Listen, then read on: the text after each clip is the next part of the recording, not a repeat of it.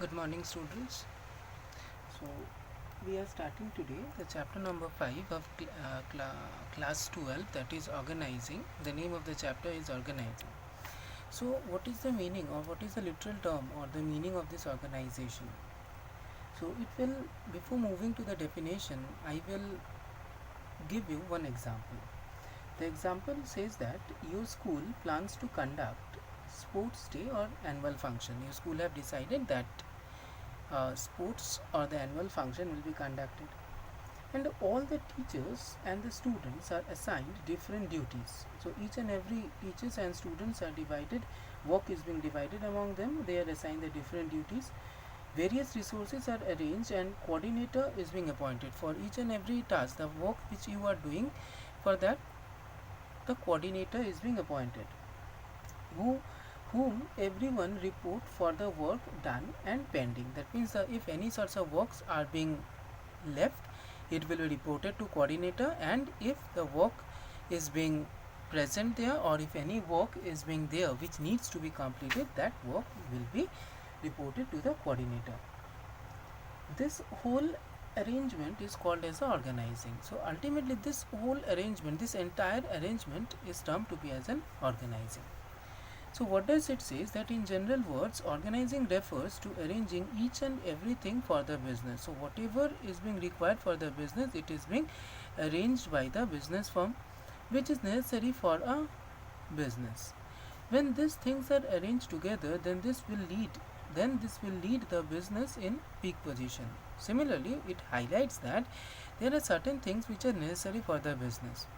If those goods are being fulfilled, or if those goods are being given to the business organization, then it will definitely make the business, or it will definitely help the business to reach in the peak position. The things which can be arranged are, that means as it has been mentioned above, that there are requirement of the few things which are to be needed. So there are certain things which can be arranged, and these are the raw materials. Then comes as the machines, tools, capital and personnel. These resources must be arranged in a proper manner, so there must be an arrangement of the resources, so that uh, the things or the resources must not be wasted, and there must be proper utilization of the resources. Then comes as the organizing process. It is one of the most important thing, that organizing process. What does it highlight here? It highlights it is having a four important aspect: identification and the division of work. Then comes as the departmentalization.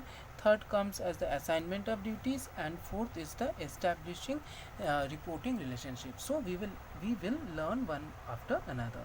So what does it highlights? That in case of this identification and division of work, as we know that organizing comes after the planning. So in this case we will see that this highlights that after proper planning, work is being divided among the employees and the associates. Employees or the associates are the same thing.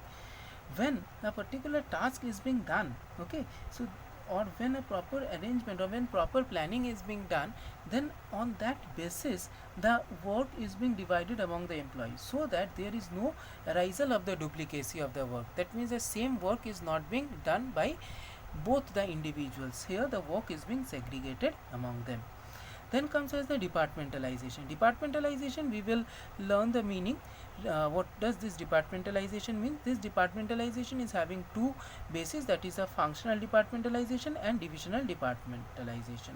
So what does this departmentalization means? Making of different departments for different work. So if I am making different departments for the different work, then this is called as the, we can say as the departments. This can be of two types, functional and divisional basis. That means it can be segregated on two aspects, that is a function and the divisional basis.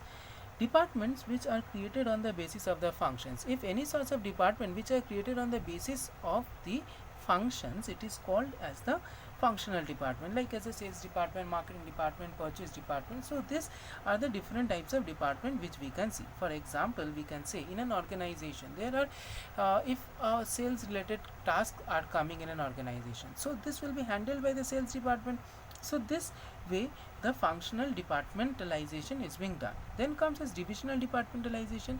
If a company is making more than one products and according to different product different departments are being made, then this is called as the divisional department. Suppose if I am selling the garments, then it is one department of the organization, and in that particular garment department the sale, the purchase and other related things will be done. So this highlights here divisional department. It can be done on the basis of the textile, footwears, etc. If I am having the footwears or I am dealing with the footwear products, then this can be highlighted here, or this divisional department will be coming here. Then comes as the assignment of the duties. After all the things are being done, then assignment of duties is being done. In this step we can see that the duties are being assigned to the employees, and accordingly they have to work.